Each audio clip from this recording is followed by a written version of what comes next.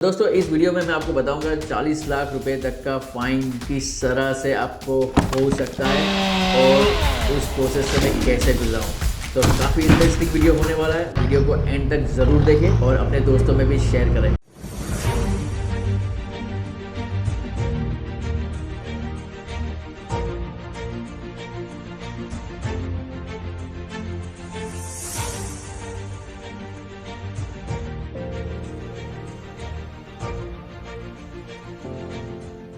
Welcome back to my YouTube channel. दोस्तों मेरा नाम है सैफ पटेल, मैं यहाँ ऑस्ट्रेलिया में सिडनी में रहता हूँ। आपका फिर से स्वागत है हमारे इस नए सफ़र में। मैं यहाँ पर ऑस्ट्रेलिया में नए सफ़र पर आपको लेकर चलता हूँ, लेकिन आज मैं आपको कहीं और नहीं, लेकिन यहाँ पर मेरे खुद के घर में ही एक प्रोसेस है। यहाँ पर पेड़ किस तरह काटे जाते हैं और उसकी प्रोसेस क्या है पूरा डिटेल में बताऊँगा। मेरे वहाँ पीछे 300 साल पुराना, 250 से 300 साल पुराना बहुत ही जायंट पेड़ था। उसकी डिटेल बताऊंगा, वीडियो एंड तक देखिए। यहाँ पर पेड़ काटने पर 40 लाख रुपए तक का फाइन हो सकता है आपको। उससे भी कैसे बचा जा सकता है, हर एक चीज़ में डिटेल में मेरा एक्सपीरियंस शेयर करूँगा। देखते रहिए इस वीडियो को। और अगर आप मेरे चैनल पर नए हो तो मेक श्योर आप इस चैनल को लाइक करें, अपने दोस्तों में शेयर करें और सब्सक्राइब करना ना भूलें। मैं ऐसी नई वीडियोज़ लेकर आता रहूँगा आपके सामने और आपको यहाँ पर ऑस्ट्रेलिया दिखाता रहूँगा। आप देख सकते हो रास्ता हमने बंद कर दिया है ऑल द वे। ये रास्ता लोगों के साइकिलिंग का, वॉकिंग का बंद कर दिया हमने। आप इस पे से अंदाज़ा लगा सकते हो कितना पुराना ट्री है, लेकिन अनफॉर्चुनेटली ये मर चुका है। इसे हमें काउंसिल, जो यहाँ पर काउंसिल होती है, उसकी नोटिस आई है, उसको निकाल देना है। काम स्टार्ट हो चुका है।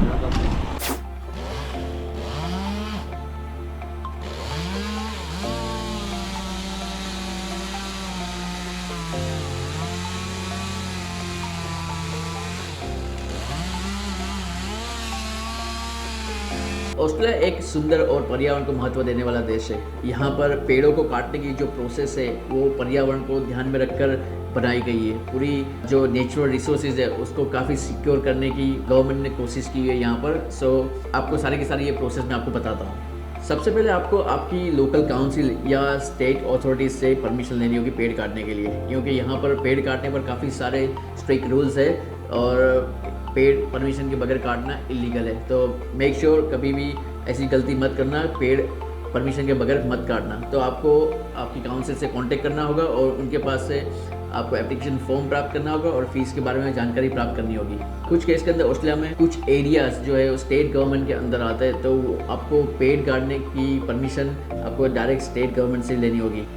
काउंसिल आपको पेड़ कटिंग की पूरी गाइडलाइंस प्रोवाइड करेगी। तो आपको पेड़ कटिंग के लिए सारी जो गाइडलाइंस प्रोवाइड करेगी वो सारी की सारी गाइडलाइंस को पढ़ना, ठीक से पढ़ना है, उसको फॉलो करना है। और उसमें सारी की सारी जो गाइडलाइंस आपको जो दी जाएगी वो आपका किस तरह का पेड़ है, कितनी ऊंचाई पर है, कितना कौन सी टाइप का है, कितना पुराना है, हर एक चीज़। और स्पेशली आपका लोकेशन कौन सा है, आजू बाजू कोई बड़ी बिल्डिंग है या नहीं है, हर एक चीज़ को ध्यान में रखकर आपको गाइडलाइंस प्रोवाइड करेगी और उस गाइडलाइंस को आपको फॉलो करना है स्ट्रिक्टली। अगर आपको पेड़ काटना नहीं आता, काउंसिल ने परमिशन तो दे दी लेकिन आपको पेड़ काटना नहीं आता, तो आपको जो प्रोफेशनल ट्री कटर्स रहते हैं उनकी आपको हेल्प लेनी है और उन्हें आर्बोरिस्ट भी कहा जाता है। वो लाइसेंस्ड होते हैं। मेक श्योर ध्यान रखना, यहाँ पर अनलाइसेंस लोग भी बहुत सारे लोग होते हैं जो कहते हैं हाँ हमारे पास लाइसेंस है, हम काट सकते हैं पेड़, लेकिन उनका लाइसेंस और उनका इंश्योरेंस खास चेक करना, क्योंकि अगर गलती से वो पेड़ आपके घर पर गिरा तो आपका लाखों डॉलर का नुकसान हो सकता है और वो भाग जाएंगे और आप काफ़ी मुसीबत में आ सकते हो। तो उनका लाइसेंस एकदम ठीक तरह से चेक कर लेना और उनका इंश्योरेंस भी चेक कर लेना। कुछ केसेस के अंदर आपको गवर्नमेंट से परमिशन लेने के लिए आपको लीगल बंदे भी हायर करने पड़ते हैं। जो लीगल बंदे आपकी सारी प्रोसेस, सारी एप्लीकेशन को ठीक से कर गवर्नमेंट में सबमिट करेंगे, उसकी लीगल फीस भी अलग से होती है। जो special type of application provider होते हैं इस टाइप के काम के अंदर, वो भी आपको मिल जाएंगे जब आप ऑनलाइन सर्च करोगे। तो आपको लोकल काउंसिल या स्टेट अथॉरिटी के पास आपको एप्लीकेशन भरनी होगी और वो एप्लीकेशन भरने के लिए आप खुद भी जा सकते हो उनकी ऑफिस में, और आप ऑनलाइन भी एप्लीकेशन फॉर्म भर सकते हो।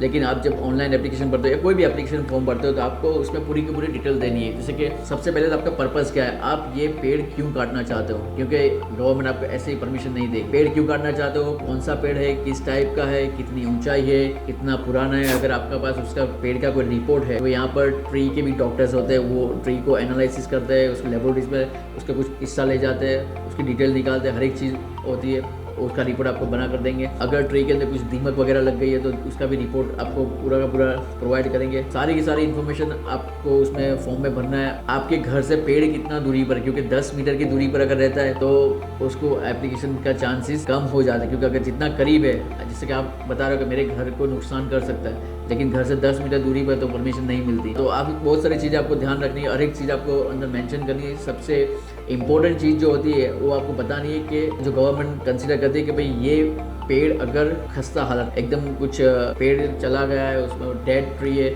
और उसकी बिग ब्रांचेस आपके घर को नुकसान कर सकती है, आपके बच्चों को नुकसान कर सकती है, तो उसमें आपके अप्रूवल के चांसेस बढ़ जाते हैं। लेकिन गारंटी नहीं है कि वो आपको अप्रूवल देंगे ही। एप्लीकेशन के लिए आपको एप्लीकेशन फ़ीस भरनी होगी। जैसे कि मेरी एप्लीकेशन की फ़ीस तकरीबन $75 थी, लेकिन मैंने नहीं भरी थी। मैं आपको बताता हूँ क्यों नहीं भरी थी। तो सारी फॉर्म आपने भर दिया, उसके बाद आप अप्लाई कर दो। गवर्नमेंट से और काउंसिल से आपको कोई डेट देंगे, वो डेट पर वो लोग आपके घर इंस्पेक्शन करने आएंगे, कौन सा पेड़ है, कैसा पेड़ है, और उसके बाद आपको परमिशन अप्रूव या डिनाई करेंगे। सो मेरे केस में ऐसा हुआ था कि मेरा जो पेड़ है वो बहुत ही पुराना पेड़ था, वो अपने आप ही वो डेड होने लगा था, क्योंकि उसमें पीछे बहुत सारी दीमक आ गई थी। दीमक ने पेड़ को अंदर से खाना शुरू कर दिया था और बड़ी बड़ी ब्रांचेस नीचे गिर रही थी, बड़ी बड़ी यानी तकरीबन 4-5 मीटर लंबी ब्रांचेस नीचे गिर रही थी। तो सारी की सारी ब्रांचेस नीचे गिर रही थी, उसकी वजह से बच्चों को नुकसान हो सकता है, घर को नुकसान हो सकता है। तो उसके लिए मैं फॉर्म भरने ही वाला था और सामने से काउंसिल, मेरा रोड पर ही घर है, काउंसिल यहाँ से गुजर रहे होंगे, उन्होंने पेड़ को चेक किया या किसी ने कंप्लेंट की होगी, तो काउंसिल का सामने से लेटर आया कि आपका पेड़ आपकी जो अथॉरिटीज़ के अंदर है, आपके जो घर के अंदर जो आपका पेड़ है आपके बैकयार्ड के अंदर, वो मर चुका है, उसे एज सुन एज पॉसिबल उसे काट दो। तो कुछ केसेस के अंदर काउंसिल आपको पैसे भी देती है, मेरे केस में मुझे नहीं दिए थे। तकरीबन एक पेड़, ये पेड़ काटने का मुझे कोर्ट जो मिला $10,000 तक का कोर्ट मिलता है, यानी तकरीबन 5.5-6 लाख रुपए तक आपको सिर्फ पेड़ काटने के पैसे देने होते हैं, जो प्रोफेशनल ट्री कटर्स रहते हैं। और आपको उन्हें बुलाना ही बुलाना है, क्योंकि अब अगर छोटा सा पेड़ है तो बात अलग है, लेकिन बड़ा जायंट ट्री है तो ऐसी गलती भूल से भी मत करना है, क्योंकि आप गलती कर सकते हो और उसकी वजह से आपका पूरा लाखों का घर बर्बाद हो सकता है। तो मेक श्योर कीजिए आप आर्बोरिस्ट को ही बुलाइए, अच्छे जो प्रोफेशनल आर्बोरिस्ट है वही बुलाइए, क्योंकि उन्हें पता होता है, जब वो ऊपर से काटते होते हैं उन्हें पता होता है कौन सी ब्रांच वो कहाँ गिराएंगे, तो उसी हिसाब से वो लोग काम करते हैं। मेरे वहाँ तकरीबन 9 से 11 लोग काम करे, आप देख सकते हो वीडियो में 9 से 11 लोग काम कर रहे थे और उन्होंने पूरा पूरा पेड़ काट के गिराया। और कितनी सारी ट्रक गाड़ियाँ भर भर के इस पेड़ लेके गए वो लोग, और बहुत सारी चीज़ें वो लोग उन्होंने इस पेड़ के जो मूल्च बनाए, उसका जो मशीन रहता है उसमें क्रश करके बड़ी लेके गए, यानी काफ़ी मैसिव ट्री था।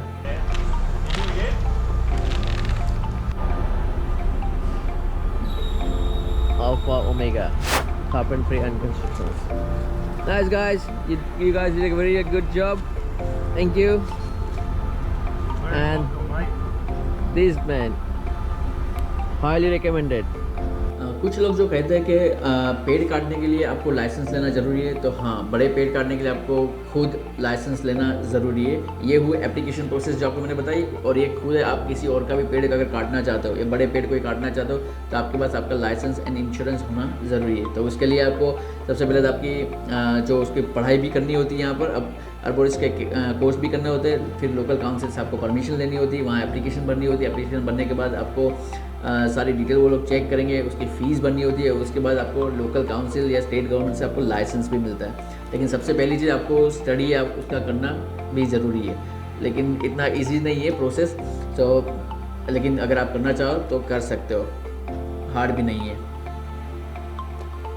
पेड़ काटने पर आपको जुर्माना भी भरना पड़ सकता है। जुर्माने की जो रकम होती है, जो आपको जो फ़ाइन लग सकता है, वो यहाँ पर आपका घर कहाँ पर है, आप कौन सी एरिया में हो, कौन से सिटी में हो, कौन से रीजन में आप बिलोंग करते हो, पेड़ कौन सा था, पेड़ की प्रकृति कौन सी थी, साइज़, टाइप, हर एक चीज़ मायने रखती है। यहाँ पर मैं जहाँ रहता हूँ और मेरे पास जो ये पेड़ था, वो पेड़ काफ़ी पुराना था, तो मुझे तकरीबन $80,000 यानी कि 40 to 45 लाख रुपीज़ का फ़ाइन हो सकता था अगर मैंने किसी की परमिशन के लिए बगैर अगर ये पेड़ काट दिया होता तो मुझे इतना बड़ा जुर्माना हो सकता था।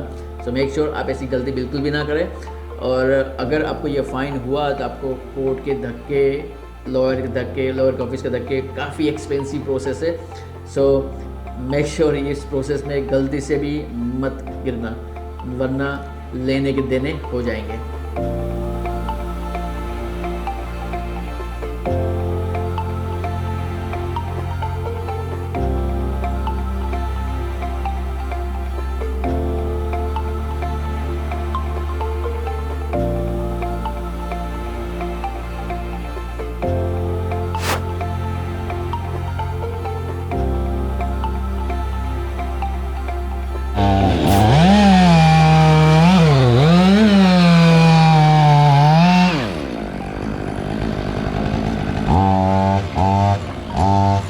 तो उम्मीद है कि आपको ये हमारा आज का व्लॉग पसंद आया होगा। आपको जानकारी काफ़ी अच्छी मिली होगी कि यहाँ ऑस्ट्रेलिया में ये प्रोसेस क्या होती है, पेड़ किस तरह काटे, किस तरह नहीं काटे, क्या लीगल प्रोसेस होती है, कितना फ़ाइन होता है, आपको डिटेल में जानकारी मिली होगी।